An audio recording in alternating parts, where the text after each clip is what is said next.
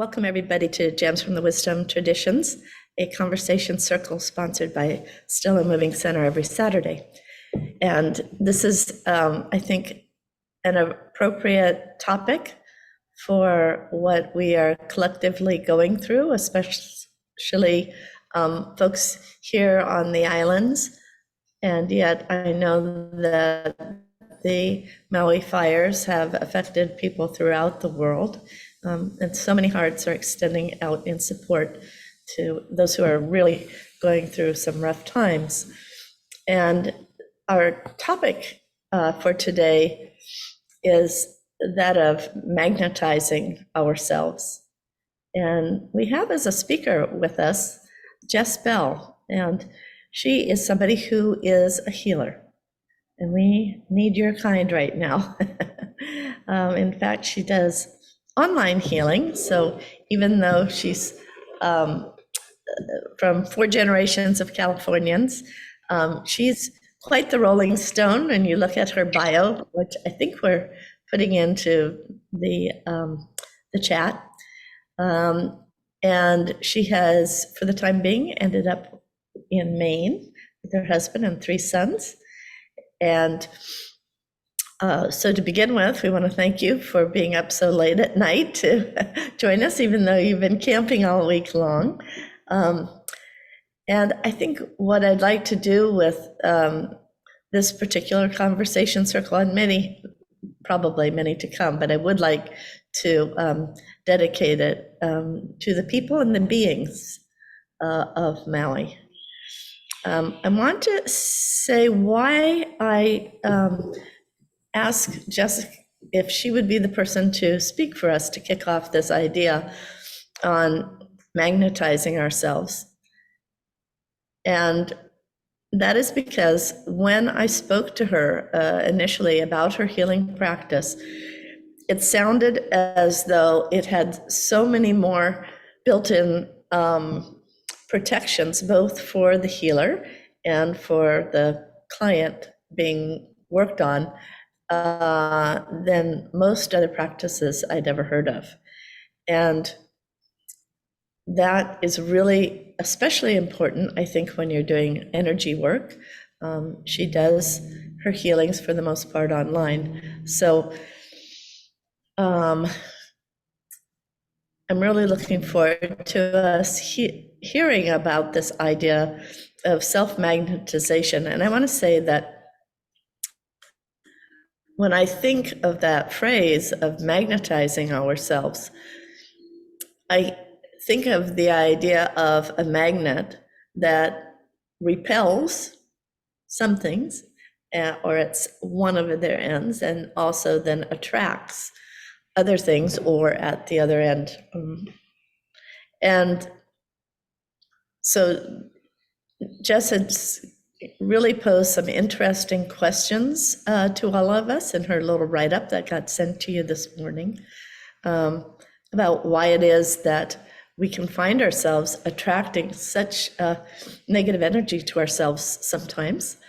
And you know, of course, like, what are those steps that we can take so that we're doing the reverse and we're attracting the positive into our lives?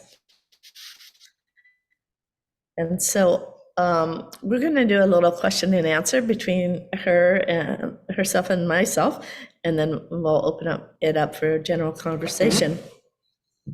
And I wanted to ask you just a really basic question of what are some of the practices that you do, since whenever you're working on somebody, whether in person or from afar, you're working on somebody probably who has problems, or they wouldn't have come to you. And so how do you make it so their problems don't get stuck on you as your problems? Right. And the reverse too.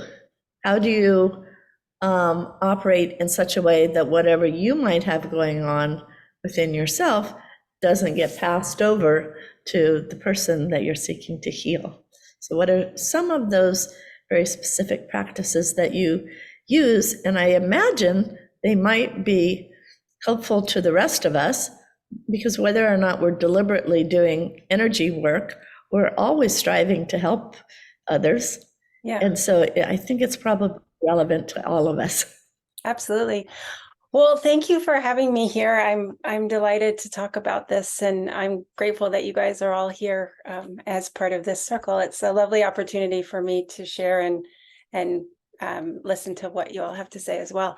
So there's the daily practices that are really important, and then there's the bigger thing that's ongoing. So I'll start with the bigger thing that's ongoing.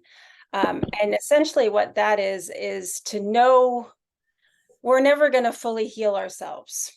It's just not going to happen.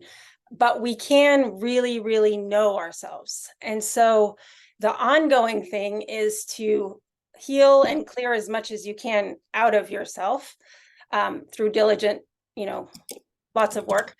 But also to know those places where you probably will get triggered and know them really, really well, so you can catch them really soon. So that's like the big ongoing thing that I'm always doing, is just trying to heal myself, and the parts that are not quite there, just get to know them really, really well. It's kind of like that dodgy friend that you have that you're like, I love going out with them, but every time I do, like, I say the wrong thing, I feel bad afterwards.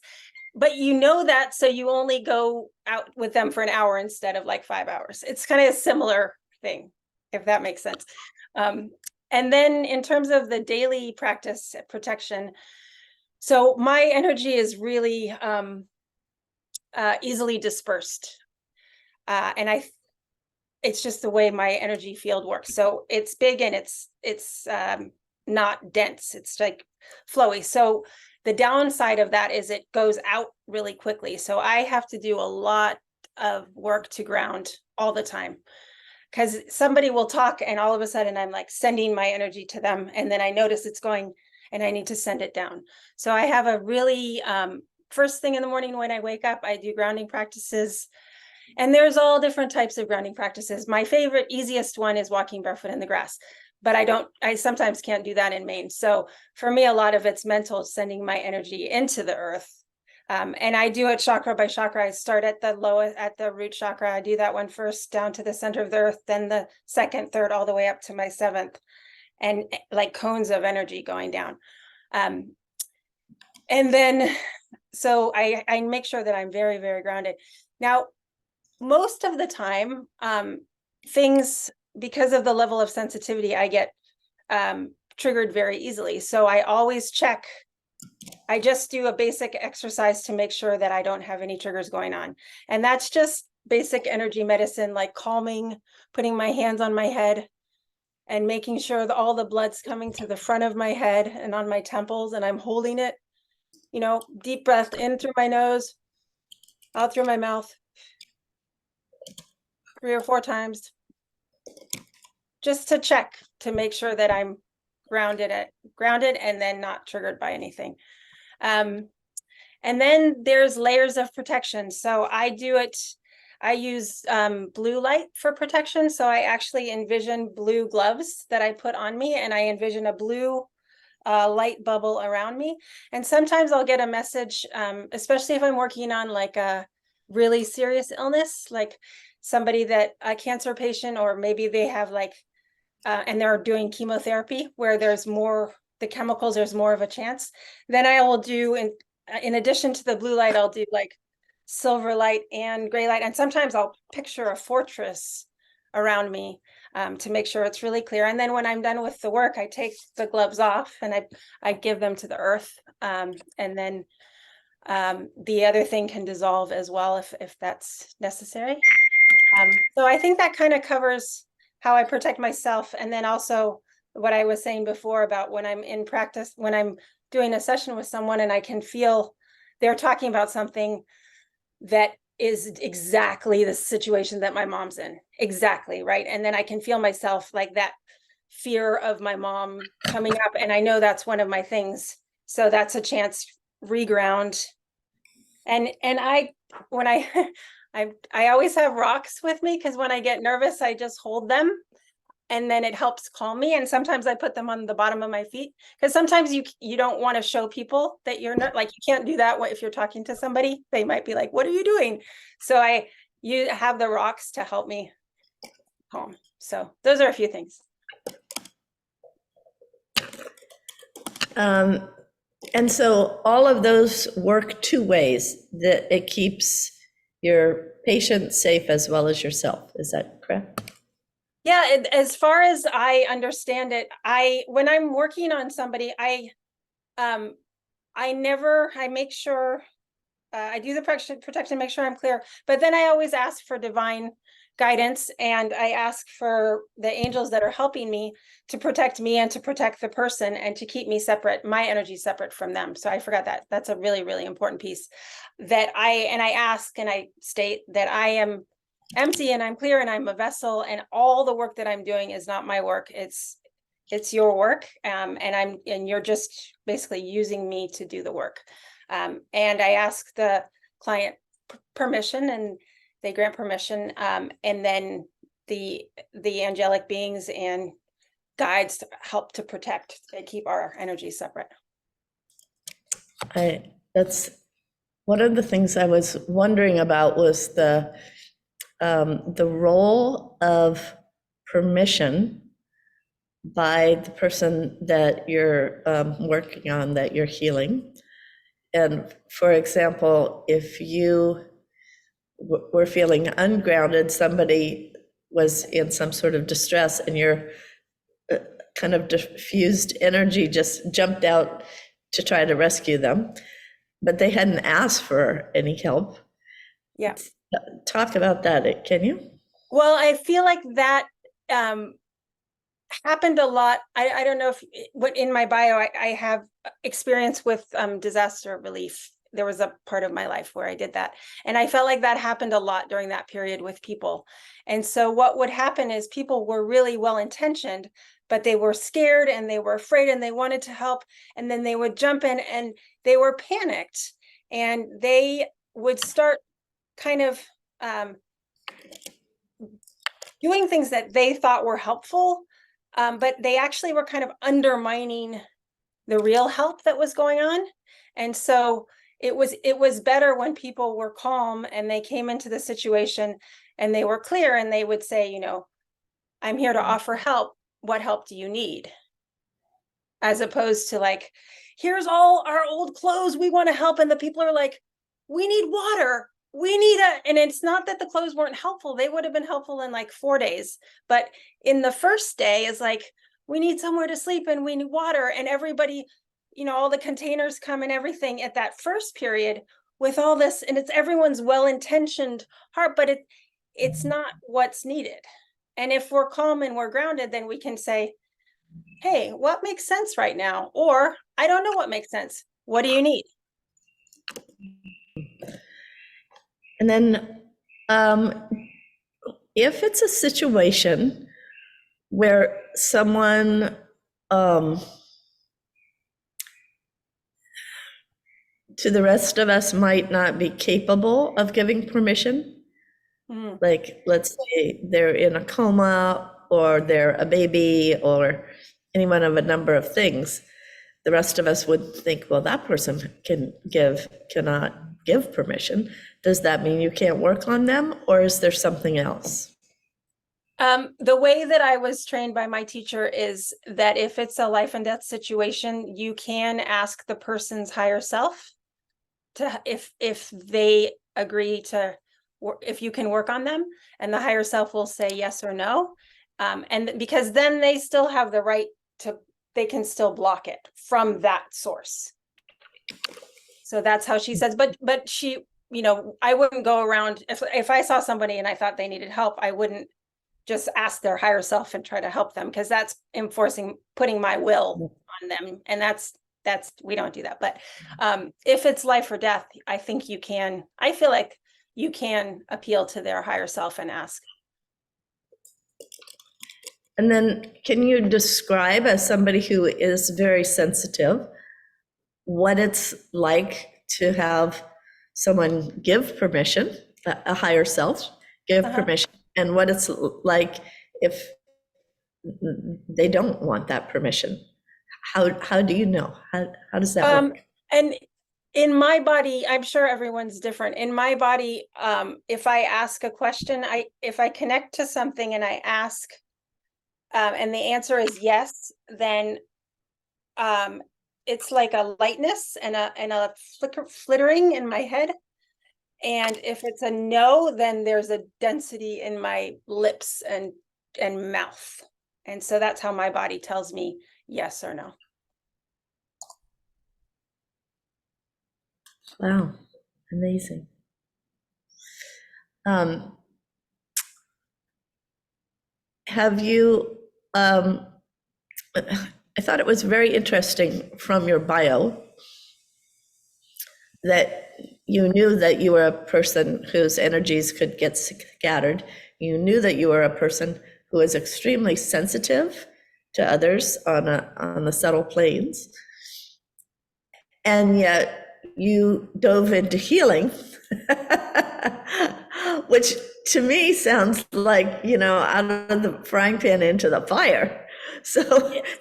could you You talk know, about that a little? I can. I had zero desire to be a healer. I never even occurred to me to be a healer. I just was doing a million courses because I needed to heal. So my energy was so stuck, is the best way to explain it. Is I was just stuck, and it had been years of various coping mechanisms, and it just shut down. So my body just said, you are not going to continue anymore. So I was 6 months pregnant and in a new place, and my husband, his job, he's away, he's a sailor, so he's away for 2 months and home for 2 months. So at that period, he's away. I've got the 2 kids, we're in the snow, and I'm stuck. So what did I do? I put the 2 older kids in school, and I watched, read every possible thing I could about spirituality, energy medicine, like every show on Gaia. That's all I did, because I was like, I don't know what happened, and I need to find out, and I need to heal. And I wasn't in a position where because of my upbringing, I was not in a position where I felt like I could ask any human being for help, which is what I really needed. I needed to actually have help. But I didn't feel like I could ask. So I just used the internet as a resource, and then discovered my teacher. And she kind of just kept telling me, you need to do more courses. She said, I've only met one other person in my entire life that has the sensitivity that you do. You are meant to be a healer. Do more courses. And I was like, well, I'll do them because I want to learn and I want to keep healing. And I think you're an amazing teacher and I love being in your classes. So I'll do that.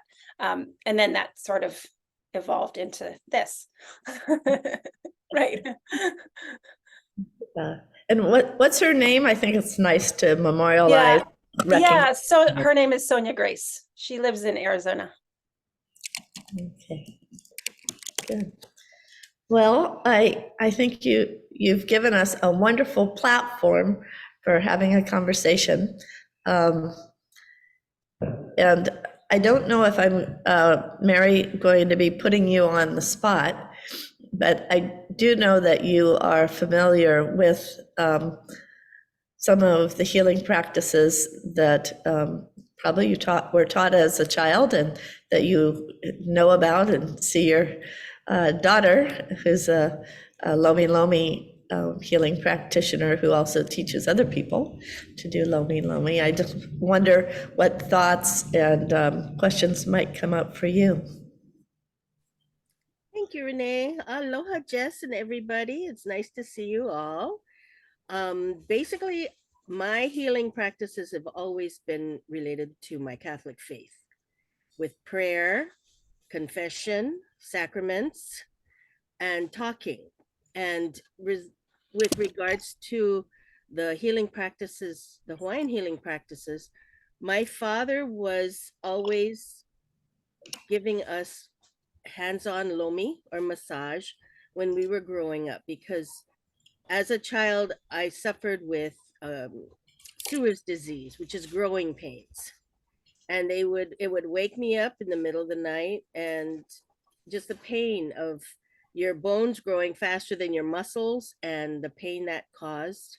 So my father would always just come and massage my legs, my sister's legs, and that carried over into um, my children and how I help them. So far as the other healing practices, that was nothing that we did in the family, the Hawaiian healing practices. It wasn't until Malia really was older and she was going through the Hawaiian Renaissance, which brought so many things that had been lost or hidden, that brought that or those practices forward. And that's when we were introduced or reintroduced to what's called ho'oponopono, which is to make things right. And I don't know enough about ho'oponopono. Malia is much more um, knowledgeable in that, but I do know that you bring all the parties together that are in distress, hurting. If there's anger, you bring them all together, but they have to want to do it. And the understanding is that you stay in the group until you come to some kind of resolution. And it works if people want it to work. And if they don't, then it's done deal. You can't help people who don't want to help themselves and help others. So basically that's my knowledge, my experience with healing. Amen. Lovely. Do you feel, Mary, as if when you're in that practice of prayer, which I know you engage in absolutely throughout your whole day, I know that there are so many of us that you keep on a list and you deliberately pray for each of us and whole groups of people. Do you think that that has an effect on you that you could describe?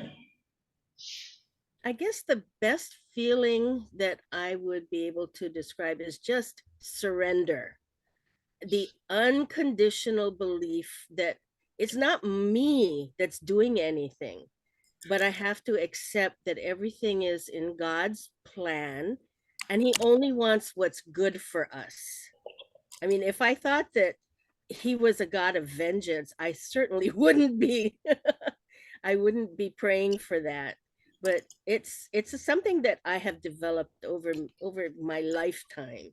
And there were times when I was an unbeliever, and then I was able to be surrounded by people who've been through situations like I have.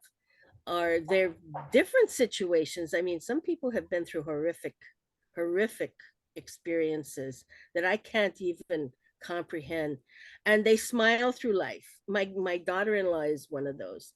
She's had some very sad things happen in her life, but she's always been very happy, and she puts forth a smile. I just, yeah, it's hard to know, and maybe we're not meant to know, but I that's how I believe is that, God wants us to be happy. Yeah, thank Amen. you. I love that point about God wanting us to be happy. That's the thing I noticed in my my own healing and healing of others. Everyone is so hard on themselves, and it's like if we just for a moment released a little bit of our own self-judgment and we were like, hey, why don't I try and look at myself how God sees me? You can just make a shift so quickly, but we're all like, I should have done this, and we're so hard on ourselves, and it's just it's not helpful for healing. Not at all. I have a question. Carolyn, I think you've said what many have said, is that every human being, every human soul at one level is a individual, and their inner self, their collection of propensities are very much a kind of an individual package, you might say. And so to be a healer or to reach them in some way that is effective communication, how do you get to know them? How do you get to know their distinct qualities and needs? Because what I sometimes from a distance have heard is that wannabe therapists, they kind of go plunging into a relationship with a strategy, with an attachment to certain methodologies. And it seems that's not really the way, but so I'm wondering how you get to know the, if you will, the patient, the person you're trying to help. And do you want them to, how do you get them to want to learn from you and your ideas about therapy? That's a really, really good question. And especially the part about everyone being so unique and layered and complex. So I do two different types of sessions. One is a healing and clearing session where someone will send me a photo and let me know what they want me to work on. So they might say, I have low energy. They might say I have a tumor in my wherever. They might say I suffer from depression. It can be anything. And I work on them for the time that it's a set time. So it's an hour, but I'm not with them. And I'm not talking to them in that situation.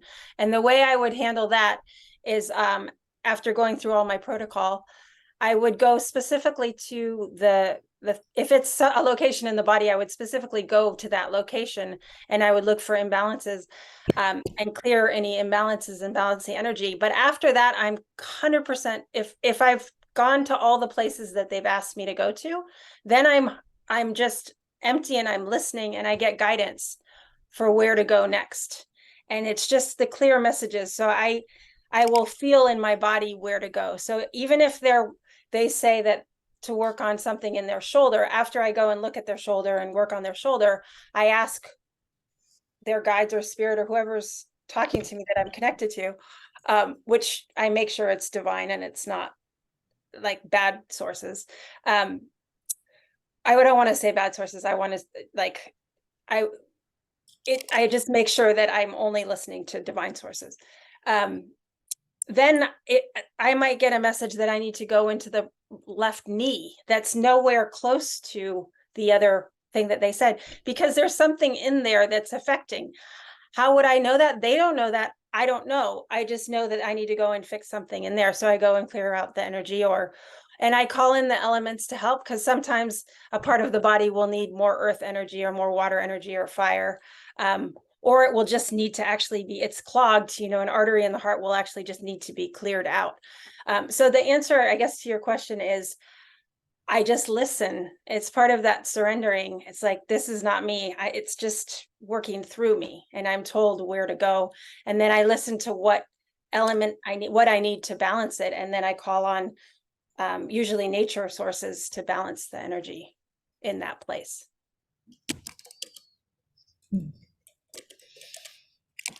And would they experience a difference? Would they experience, oh, I'm feeling better in my knee, or I'm feeling much more happy about a relationship that I want to improve? Or do you get targeted responses from? Sometimes I do and sometimes I don't. I'll share one with you because it's a person that has said I could share it. I normally don't share specific things, but a friend of mine, this wasn't a paid one. It was just, I wanted to help because her situation was so dire. A friend of mine, her 6-year-old has had 4 or 5 heart transplants. He was born with a very undersized heart, and he had just been flown up to Auckland. He was from southern New Zealand, and he was at the hospital, and he underwent more things, and they were, you know, he has a pig something in his heart and just so many different things in it, and he's really suffering. So I offered to work on him. And so when I was working on him, obviously because it's his heart, I looked at his heart chakra along with the heart organ, and his heart chakra was completely stopped. And so I worked on it and got it going again and cleared it all out and worked on a bunch of other stuff. And about a week later, she emailed and she said, Jess, you know, his name is Luke. She said, he had a cold, and normally when he has a cold, we have to put him on oxygen. But this time he recovered in one day. The rest of us were sick forever. And he used to be really, really mean to my husband. And now he's loving and kind to my husband. So she's like, I don't know what you did, but I'm really grateful. And I don't know either. But that was it was a nice moment for me that even if I was able to help that little boy a little bit and his mom, you know, to ease some of their suffering, like it's all worth it. Yeah. Is there ever a time that you get scared, and what do you do if you feel fear? You know, I feel fear all the time. Fear is like, it's something that I deal with on a regular basis. So because I feel it so often, I just talk to it. And I just say, I feel you. I know you're there. Can you come visit me later? Because I've actually got work to do right now. And that seems, I don't know how that works, but it seems to work. Like, it kind of bypasses. And then I usually check in after, when I'm done with the session and I'm back to myself. I usually check in because I do want to try to clear some of that fear out. Yeah. It sounds as if, for the most part, though, you're able to recognize and rely upon this healing gift, and you realize that it's not you. You are simply allowing it to come through you to the person that you're working on. And that seems as if to me, it seems as if I would feel a lot more at ease. Maybe it's kind of like the surrender that Mary was talking about, that really knowing in your heart of hearts that your wish is for the good of this person that you're working on, and also having faith that you are a loving soul, you know, no matter what each of our little hangups are along the way. Basically, you're a loving soul. And so it seems to me that would be something that would be very fortifying in going into some of these situations that you go into.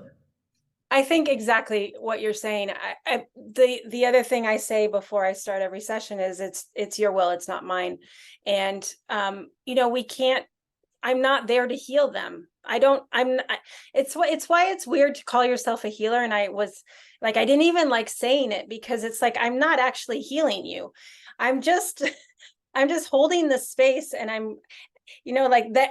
If you want to be healed and it's the time is right, and karma and everything is aligned, and I'll help facilitate that energy and go to the place, and maybe, you know, if I hear I can do something, but it's like, it has nothing to do with me. And so it is true, because when I first started and I did my first sessions, I was so nervous and I was afraid. And my teacher kept being like, that's ego that's afraid. Like, you got to get your ego out of there. This is not about ego. This is about you being empty. So that's ego if you're nervous, because that means that you're thinking it's about you, and it's not. Really interesting distinction. Thank you.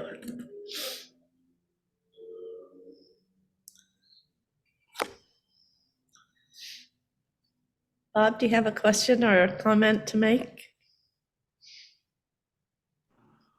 Well, I just found it kind of interesting to think about, healing in terms of healing an individual. And then I get the impression that it's not just an individual thing, but also recognizing the connection between the earth and other beings. That somehow part of the healing is just releasing the uh, connection to oneself. I mean, letting the connections be more apparent. I wonder if that's part of what you feel is happening as you uh, do what you do in terms of healing. Um, I'm not exactly sure of what you're saying, but I think that if I understand you correctly, um, it's about less about the I and more about the connection to the universe, the beings and the animals, and just all of humanity, and that interconnection. And the healing is moving more into that sort of awareness and less into the this is about me awareness. Is that what you're saying? Yeah, it's a little bit like in Asian thinking, there's something called the net of Indra, so that every uh, part of the net reflects, so that you can focus on the individual as a unique thing, but you can also focus on how it's reflecting all the other things around it. And so there's more opportunity out there to sort of see those connections. And maybe I don't know, I mean, that's what I'm asking, is does that removal of the connection, I mean, um I don't know, I'm thinking of a Bible verse when Mary was talking. I think it was Paul who said, Lord, I believe, help thou my unbelief. And, again, not that I have to somehow come to belief, but the unbelief is out of my hands. The world has to help me with my Right. unbelief. I can't deal it with myself. And that attitude, I think, I kind of picked up from you. And I was just wondering how that might work in terms of I love that idea. I have been doing I had a lot of trauma earlier. And so I've been through a lot of releasing of trauma, and I was always so focused on inwardly trying to clear and release it, in meditation, and I had a practitioner helping me. And she was saying that you don't have to do that, that it's actually going to be more effective for you because the trauma landscape inside is dangerous. So don't go in there to heal, to try to heal. Be with the trees and be with healthy people so you can co-regulate. And then that will, you're not actually making any progress by just trying to solve everything and heal on your own. Like, the natural world is there to help you. It's all there to help you. And that was a huge help to me in my recovery from trauma. I was just starting to, every time I would see a flower and connect to it, I was like, oh my gosh, thank you. Because I would notice my body just go, so maybe that's more of what you're talking about. Yeah, that does seem consonant with what Mary was saying about a loving God, a just universe, kind of like this idea that we're all progressing onward for some kind of mysterious reason, and we all have things to learn. And so the things that come our way are always things that we can learn from, no matter how difficult they might be. And as Pema Chodron says, nothing ever goes away until it teaches us what we need to learn. So something about that, I don't know whether I would call it trust, philosophical stance, faith, surrender, something in that realm. It sounds like makes it possible for you to proceed forward and naturally find healing for yourself as you're connecting with the elements and with nature, and then also just know that this this energy, this divine light, whatever, however you think of it, is beneficent, and it's there to help anyone who truly wants to heal themselves. Yeah, it's I like thinking about it, you know. I think sometimes when a challenge comes up, a physical challenge, or in my case, it's usually getting triggered by something. In the past, I would just be like, oh, you know, why is this back? And now I do actually think of it like magnetism, like, because our body wants to heal, of course it's attracting things to us so that we can see where the dysfunction is, so that we can heal it.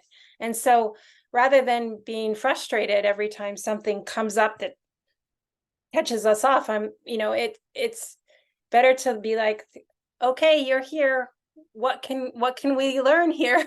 Like, you're going to keep coming back, and you're going to come back louder and louder. So let's do this now.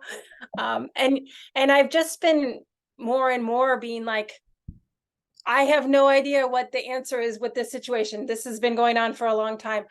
I need help. And I'm just like surrendering way more now. And the answers, they come really quick from all different sources. And it's so cool. It feels more like a team effort going on, instead of me feeling like I have to solve everything. It's like, no, there's actually like a whole contingent of beings and that are here on my side. And I just have to like relax a little, get out of the way. And it's like, oh, of course, right?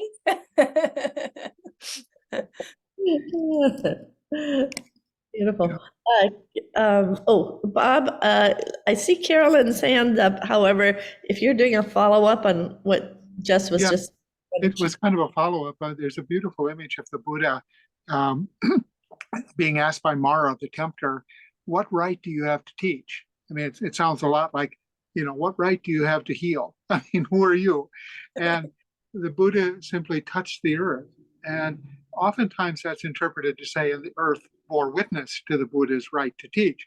But I've always thought of it more as, I'm touching the earth because I am connected to that energy, and that it isn't the right to heal, the right to teach. It's that element that, etymologically, healing and wholeness and holiness are all the same. They're connected. And so I'm not necessarily healing you, like you were saying.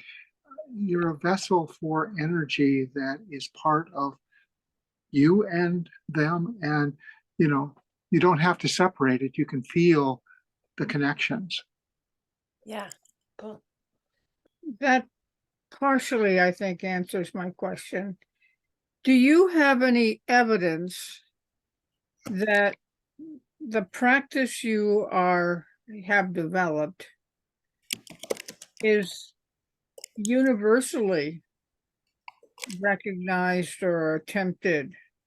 Is this something, could you go to Japan and set up practice there? Or could someone from Japan come and set up practice in Hawaii? Or is this a part of an emergence of a global culture, in your view? And it seems it could be, because all these invisible energies or forces that you're receiving and using, I mean, they would have to be universal. They wouldn't just be swirling around San Francisco or something. Thank you for your question.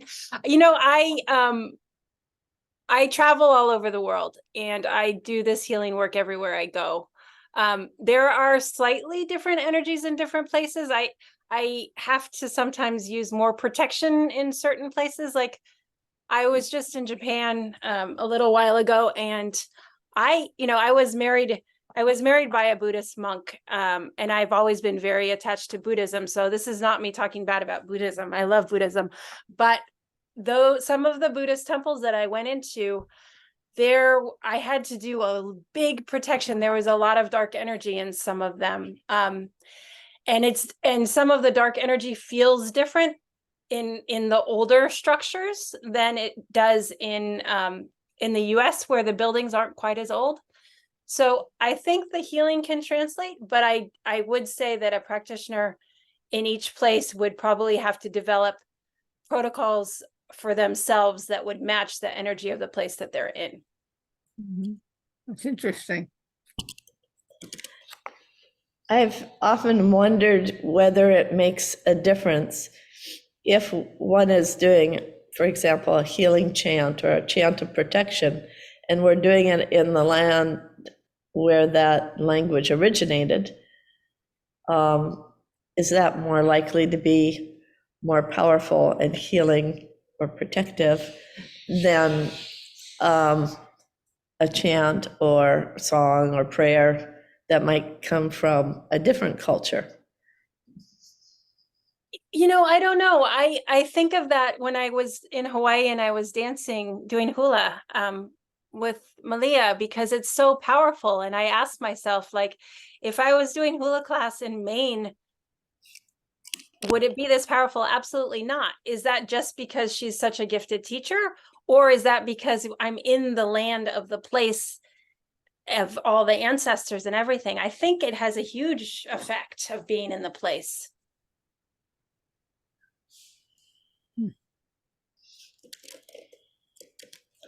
I would imagine it has something to do with resonances. And so there's some, well, I remember, this might seem far afield, but I remember house sitting for a couple during a summer. And they were a couple that I liked and respected very much, and they had a really beautiful house. And I felt it was a privilege for us to be there, caretaking it. And yet, by the end of the summer, working especially in her kitchen, there were something like 12 or 17 items that I had broken. Not a clumsy person. That's not what happens at my house. I just felt that there wasn't an energy mesh.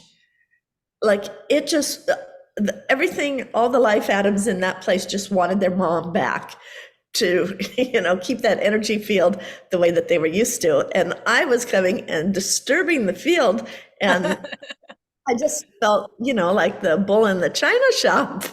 Yeah. It happens. We travel all the time. And for the first few days we get to any new place, my kids fall all the time and hurt themselves. When I go into a place, I definitely have to clear it and adjust the energy. Like it has a really big impact on people and where they are. And you can feel it when you go from space to space. It's a real entity. So it sounds as if when you do that clearing, you're clearing maybe out all the stuff that is particularly you, that has its own flavor and smell and angularity and so on. And you're doing your best to release that and to open yourself to an energy that's more universal, that would be more consonant with the energy of the place that you're in. Something like that? No, I usually just go in and I just I ask to be shown if there's anything in the space that's harmful to our energies. And I get a feeling in my body. It's like a throwing up feeling in my stomach.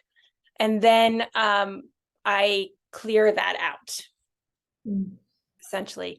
And sometimes I have to be really specific. Sometimes I can't just say, is there anything? Sometimes I have to say, because I'll say, is there anything, and I'll get something and then clear it, and then I'll still feel like something's off. So then I'll say, like, is there anything in any of the objects in this space that's in disharmony with our energies? And then I'll get another feeling of like, okay, so sometimes it'll take a few goes where I have to ask specifically about things.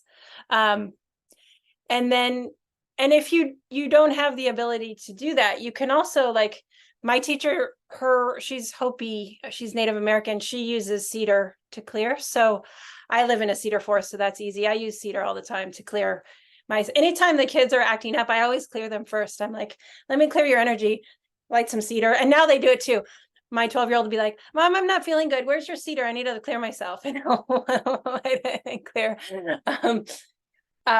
But then also just, I tell the boys, I'm like, you guys can clear the space too. Like laughter, good music, light some candles, uplifting energy, like anything is going to help. Open all the windows, get, fresh air, and just get movement going, and it's going to help. Yeah. Oh, that's beautiful. Any other healing experiences that the rest of you have to share that might be consonant with what Jess has been talking about in terms of this magnifying ourselves so that what we attract to us is healing and part of the whole, and what we manage to repel is that which it would not be helpful.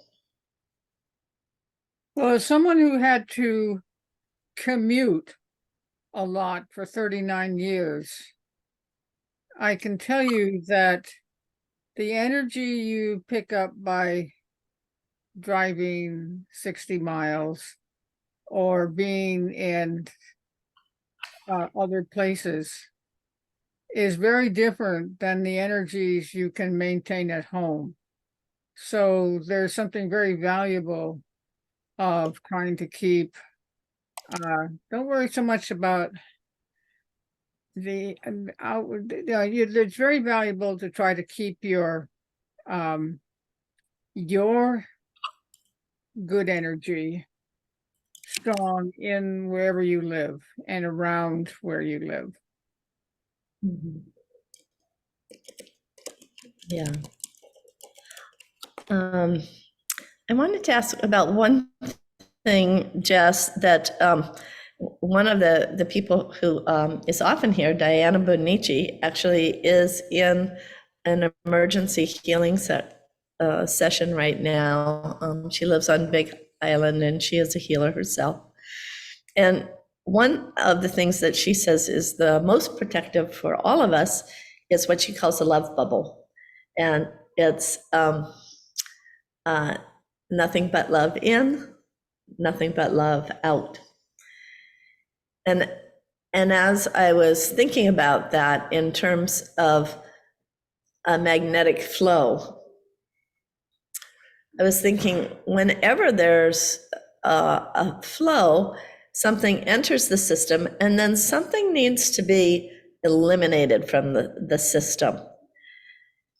So to create this love bubble in sometimes contexts where there might be a lot of negative energy surrounding you, and some of it might kind of seep in. It could, I imagine, be very pervasive.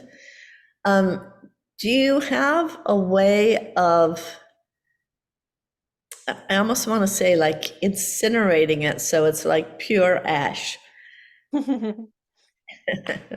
Yeah, I think you probably could incinerate it. My go-to element for myself is water. So I always I picture myself in a waterfall, one of those really bustling ones, and then the water's just going through me and my auric field and clearing out everything. But I think whatever element you resonate with, you could do an image that in some way is transmuting the energy. It does have to go somewhere. So the waterfall is taking it into the earth. The ash could go somewhere. I think sometimes energy doesn't disappear, it changes form. So it is helpful in your meditation to have somewhere where it's going rather than just having it disappear, I think. That's really helpful. Thank you so much. And the other thing I forgot to mention, it reminded me with the love bubble. I talk about, all the protection measures, but really the most important thing for protection is to make yourself as big as possible. So, the picturing your center of your soul, which I picture as inner peace, I picture it as like a black pearl with, like a cloudy black pearl, and going into the center and feeling yourself there and expanding that. If you can expand yourself, you're going to be much less likely to take in stuff from outside that's negative. So in addition to protection, it's kind of like a dual thing. You got to you protect, but you also expand your authentic true self. Yeah. Yes, thank you so much. Bob, I'm noticing we're at 4, so I'd love for you to possibly consider giving Jess a vote of thanks rolled into your comment. Okay. I want to say before you do that next week's topic is going like a river. And if anybody has watched Kumalia's hands and how they flow, absolutely water-like, you just mentioned water, Jess, you'll really feel as if you have seen somebody who has truly touched into a natural element. And so Malia is going to be our speaker next Saturday for Flowing Like a River. And Bob. Oh, my comment was actually about a workshop today that Greg Ewan gave about Do-In and energy that was stuck. And I think what I appreciate about the talk today is that making things flow, and water is the image of that, but also healing oneself to get rid of that stuck energy, to allow it to flow within ourselves and being very open. What I got out of the presentation today was just the positivity that surrounds the desire to make things whole. And I really appreciated the way in which the speaker today really focused on that element of healing, where obviously there is a problem, but also just positivity of bringing herself humbly to that field to work. And so I'd like to very much thank her for her work, but also her talk today. Thank you. Oh, thank you so much, Bob.